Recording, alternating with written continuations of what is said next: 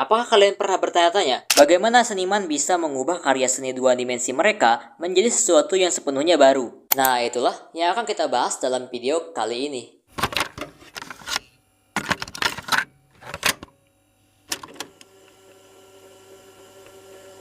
Hai semuanya, perkenalkan, namaku Firman. Pada kesempatan kali ini, aku akan membagi dengan kalian materi menarik tentang modifikasi seni rupa dua dimensi. Sebelum kita melangkah lebih jauh, mari kita pikirkan sejenak, apa itu modifikasi seni dua dimensi? Bagaimana seni dua dimensi yang hanya bisa dilihat dari satu arah saja bisa menambah sentuhan realistis atau nampak seperti bisa dilihat dari segala arah? Bagaimanakah teknik-teknik ini bisa memberikan sentuhan magis pada karya seni yang kita kenal? Maka dari itu, ayo kita eksplorasi bersama-sama.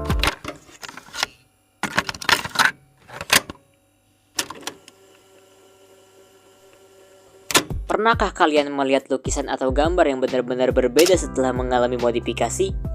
Jadi, bagaimana perasaan kalian ketika melihat perubahan tersebut? Ceritakan pengalaman kalian di kolom komentar.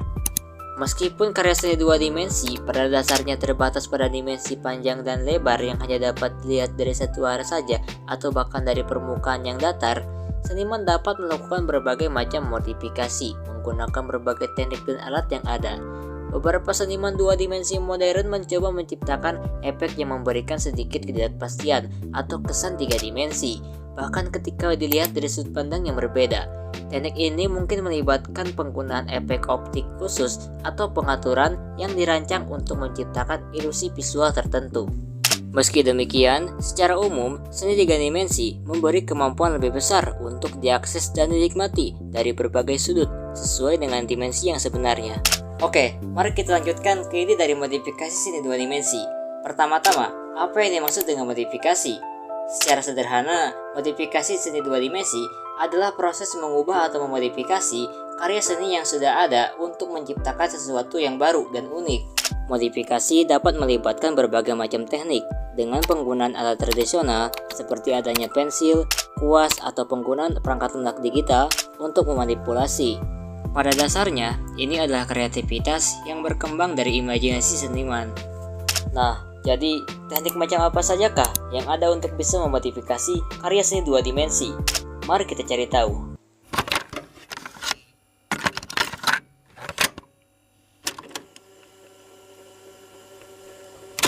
Adakah dari kalian yang bertanya apa itu teknik dalam memodifikasi karya seni rupa dua dimensi?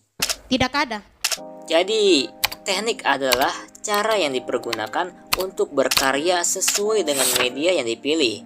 Media yang dimaksud di sini adalah beberapa bahan atau alat yang diantaranya seperti kain, kanvas, kertas, cat, pensil, kuas, atau bahkan perangkat lunak yang memerlukan teknik khusus untuk dapat menghasilkan sebuah karya yang sesuai dengan keinginan.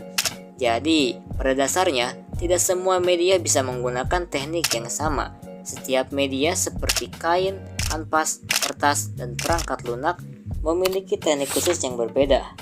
Nah, lalu apa sajakah teknik modifikasi yang biasa dipakai dalam karya seni rupa dua dimensi? Ya, diantaranya ada di berbagai macam karya seni dua dimensi berikut ini. Yang pertama, menggambar dan melukis. Seni dua dimensi yang menciptakan gambar atau lukisan dengan menggunakan cat atau media lain pada permukaan datar seperti kanvas atau kertas. Dan teknik yang digunakan untuk memodifikasinya adalah teknik linear, teknik yang melibatkan penggunaan garis-garis lurus atau lengkung untuk menciptakan bentuk, tekstur, dan pola dalam karya seni. Lalu berikutnya ada teknik pointillis, teknik melukis yang dibuat dengan menggunakan titik-titik berwarna yang ditempatkan secara teratur. Ketika dilihat dari jauh, titik-titik berwarna tersebut dapat menciptakan ilusi visual yang membentuk gambar atau objek secara keseluruhan. Lalu berikutnya ada teknik dusel, atau juga dikenal dengan istilah teknik gosok. Teknik dusel ini adalah teknik menggambar atau mengarsir dengan cara digosok, baik dengan kapas, kuas, ataupun tangan. Teknik ini memberikan efek gradasi warna atau nilai gelap terang secara halus untuk menciptakan kedalaman dan dimensi dalam karya. Lalu teknik berikutnya, teknik siluet. Teknik ini juga dikenal dengan nama lain yang sering juga disebut teknik blok. Teknik satu ini merupakan cara menggambar yang menutupi model atau objek gambar dengan satu warna agar membentuk suatu bayangan. Kemudian selanjutnya ada teknik arsir. Teknik satu ini dilakukan dengan cara menggunakan garis-garis menyilang atau sejajar agar gelap terang dari suatu objek gambar dapat ditentukan. Berbeda dengan teknik dusa yang lebih cenderung memberi efek halus dan lembut, sementara teknik arsir memberikan kesan lebih kasar pada gambar, sehingga dapat menciptakan kesan lebih struktur dan mendetail. Kemudian teknik terakhir ada teknik akuarel. Teknik akuarel merupakan teknik melukis atau menggambar dengan cat air. Pada teknik ini, cat air yang transparan digunakan untuk menciptakan lapisan warna yang lembut dan transparan. Keunikan teknik ini terletak pada kemampuan cat air untuk memberikan efek transparan dan gradasi warna yang halus. Nah, itu tadi teknik-teknik modifikasi yang ada pada karya seni menggambar dan melukis. Lanjut ke seni dua dimensi berikutnya, ada seni grafis. Seni dua dimensi yang menciptakan gambar atau ilustrasi dengan menggunakan media cetak atau digital. Teknik yang digunakannya seperti teknik cetak saring atau juga dikenal sebagai sablon. Dalam teknik ini, pola atau desain dicetak pada media dengan cara menyaring tinta melalui area terbuka pada layar berpori. Istilah sablon sering digunakan untuk menggambarkan proses ini. Lalu teknik berikutnya ada teknik cetak tinggi. Cetak tinggi atau juga bisa disebut cetak relief adalah metode seni grafis di mana gambar dicetak pada permukaan yang ditinggikan, biasanya dari papan kayu atau linoleum yang telah diukir. Proses ini melibatkan pengaplikasian tinta pada permukaan yang diukir. Kemudian media cetak seperti kertas ditempatkan di atasnya dan ditekan agar tinta mentransfer gambar. Teknik berikutnya ada teknik cetak dalam. Teknik cetak dalam atau juga bisa disebut intaglio adalah jenis seni grafis dengan menggunakan klise dalam. Artinya bagian dalam menyerap tinta akan membekas pada kertas. Cetak dalam biasanya dibuat dengan menggunakan bahan cetakan dari aluminium atau kuningan yang permukaannya ditoreh sehingga menghasilkan goresan yang dalam. Tinta yang dituangkan kemudian diratakan pada bagian dalam, kemudian media cetak seperti kertas ditempatkan di atasnya dan ditekan sehingga kertas membentuk sebuah gambar. Kemudian teknik terakhir ada teknik cetak datar. Teknik cetak datar atau juga bisa disebut planografi print adalah suatu teknik cetak yang menggunakan media dengan permukaan yang datar, seperti plat atau papan cetak yang datar. Sesuai dengan namanya, media datar yang digunakan jelas berbeda dengan media timbul pada cetak tinggi dan media yang permukaannya turun pada cetak dalam. Sehingga, untuk hasil cetak datar, bagian gambar dan yang bukan bagian gambar berada dalam ketinggian sejajar atau sama.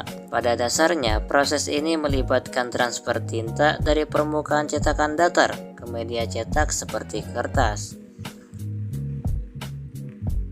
Nah, itu dia teknik modifikasi yang ada pada karya seni grafis. Selanjutnya, kita ke seni kaligrafi. Kaligrafi adalah seni penulisan indah. Biasanya seringkali terkait dengan tulisan Arab, Persia, atau Tionghoa. Teknik yang digunakannya tentu saja teknik seni menulis indah. Untuk ini biasanya dibuat untuk menambah keindahan pada tulisan yang dibuat. Tidak semua tulisan yang dianggap indah dapat disebut kaligrafi. Tulisan dapat disebut sebagai kaligrafi jika memenuhi sejumlah kriteria estetika dan teknis. Ini melibatkan penggunaan alat tulis dengan keterampilan khusus, menciptakan huruf atau aksara yang indah dan beraturan. Kemudian terakhir ada seni batik. Seni batik menggunakan teknik pewarnaan pada media kain dengan menggunakan lilin sebagai resis sebelum dicelupkan ke dalam pewarna. Teknik yang biasa digunakannya adalah teknik tulis. Teknik tulis dalam batik melibatkan penggunaan alat khusus yang disebut tulis atau canting. Alat ini berbentuk seperti pena kecil yang dilengkapi dengan ujung yang tajam. Prosesnya melibatkan pelelehan lilin panas dan menggunakannya seperti pena untuk menggambar motif atau pola langsung pada kain. Selain teknik tulis, ada juga teknik lainnya seperti teknik celup ikat yang merupakan pembuatan motif pada kain dengan cara mengikat sebagian kain. lalu dicelupkan ke dalam larutan pewarna. Setelah diangkat dari larutan pewarna, ikatan dibuka sehingga bagian yang diikat tidak terkena warna dapat menghasilkan pola batik yang indah. Selanjutnya ada teknik printing atau cap. Teknik ini merupakan metode pembuatan batik yang menggunakan stempel atau cap khusus yang dicelupkan dalam pewarna dan kemudian ditekan pada kain untuk menciptakan motif. Sementara printing menggunakan cetakan. Kemudian teknik terakhir ada teknik membatik colet yang biasa disebut juga dengan teknik lukis. Melalui teknik colet, pembatik dapat mengoleskan pewarna kain dengan kuas, lalu melukis motif di atas kain mori. Teknik ini membutuhkan jiwa seni yang tinggi karena pembuatannya yang harus jeli dan kreatif. Langkah demi langkah harus dilakukan dengan tepat agar warna menyatu dan tidak ada kesenjangan.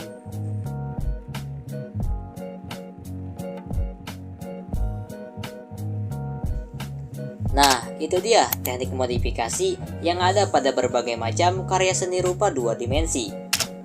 Jadi, bagaimana? Apa video ini bisa memberi pandangannya lebih dalam tentang modifikasi seni 2 dimensi?